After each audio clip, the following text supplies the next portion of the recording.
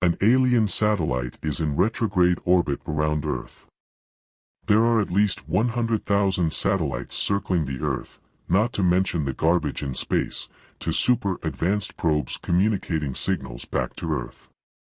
However, one of these satellites is believed to be of extraterrestrial origin and has been orbiting our planet, prior to the launch of the Sputnik satellite on October 4, 1957.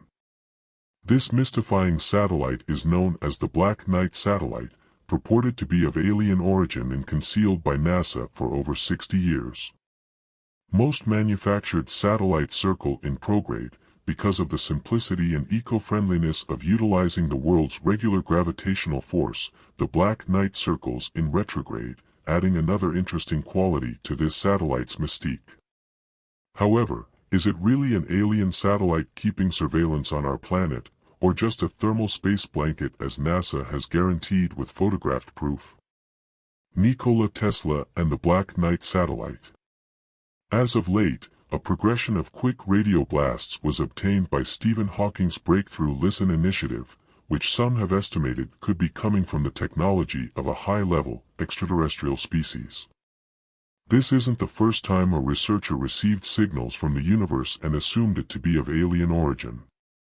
100 years ago, Nikola Tesla professed to have documented electrical signs at his lab in Colorado Springs that were of an intelligent origin of beings. Nikola Tesla had been chipping away at the innovation for his Wardenclyffe Tower, when he saw signals which were not of human origin and could be dismissed as being weather-related. He accepted the signs were being communicated from a civilization on Mars, so he built a gadget to convey messages back.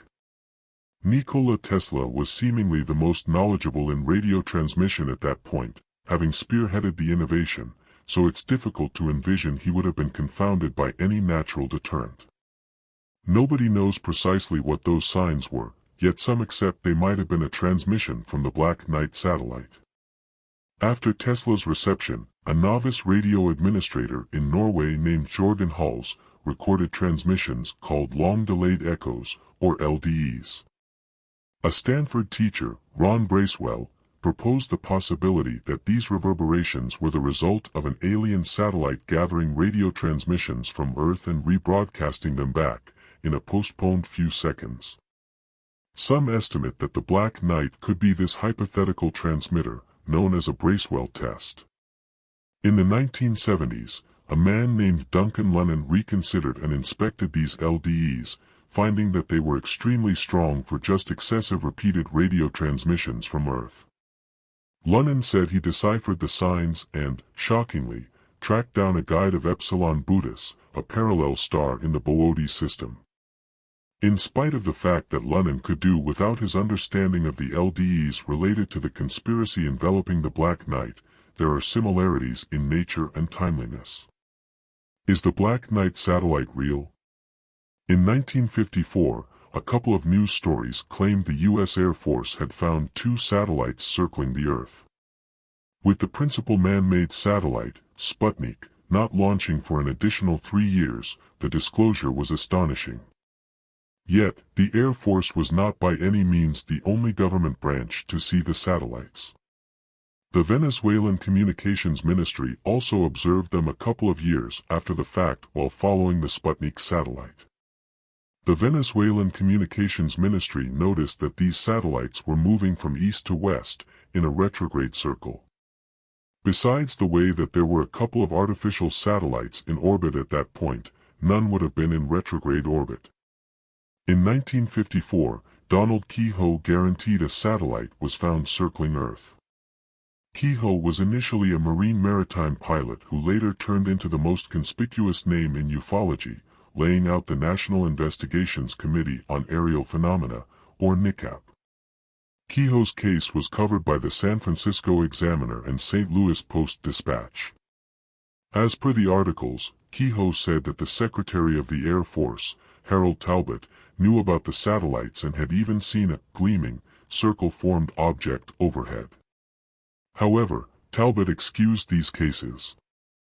One more bewildering characteristic for the Black Knight was the way that it was surrounding the Earth in a polar circle, an accomplishment not achieved by man-made satellites until 1960. This kind of orbit is normally utilized for mapping, surveillance, and tracking, and frequently it is finished in a sun-coordinated circle so that each time the satellite passes a specific spot, it is the same time of day. Both retrograde and polar orbits made this sort of satellite stick out, particularly in the last part of the 50s and mid-60s when satellite innovation was in its early stages. Furthermore, it wasn't simply military entities who captured the photos of an unidentified satellite, yet in addition the Smithsonian Observatory at Harvard as well as the Grumman Aircraft Corporation in New York.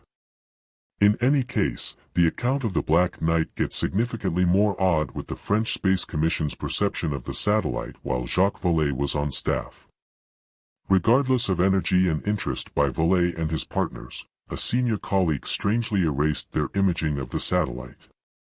While Vallée said he accepted it was out of shame for the Commission's powerlessness to distinguish the circling object, it was turning out to be progressively normal for agencies all over the planet to see the unidentified satellite, without explanation.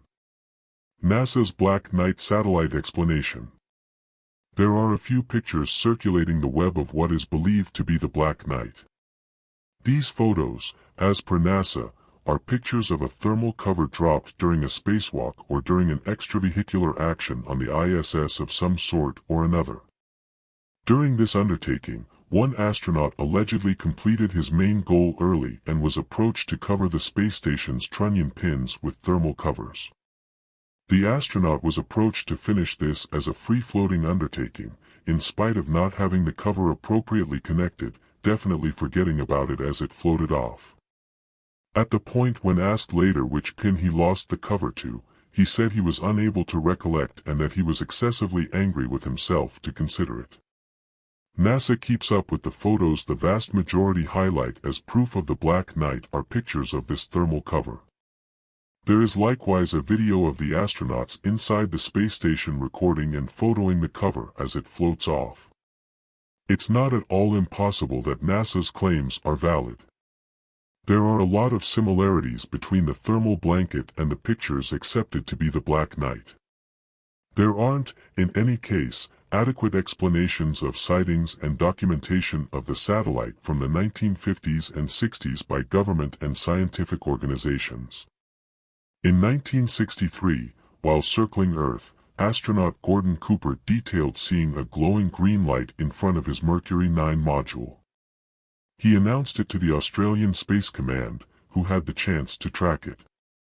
Strangely, when Cooper got back to Earth he was not permitted to discuss the light, and it was formally detailed that he had experienced hallucinations from an excessive amount of carbon dioxide in his cabin. Regardless of NASA's attempt to make sense of what Cooper saw with a more practical explanation, he went on all through the rest of his life to reveal stories that detailed his experiences and his encounters with UFOs and other unexplained anomalies.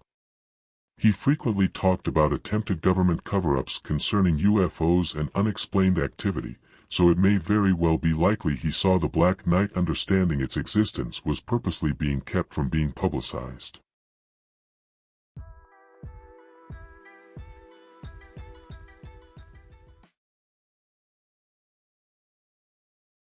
As the world turns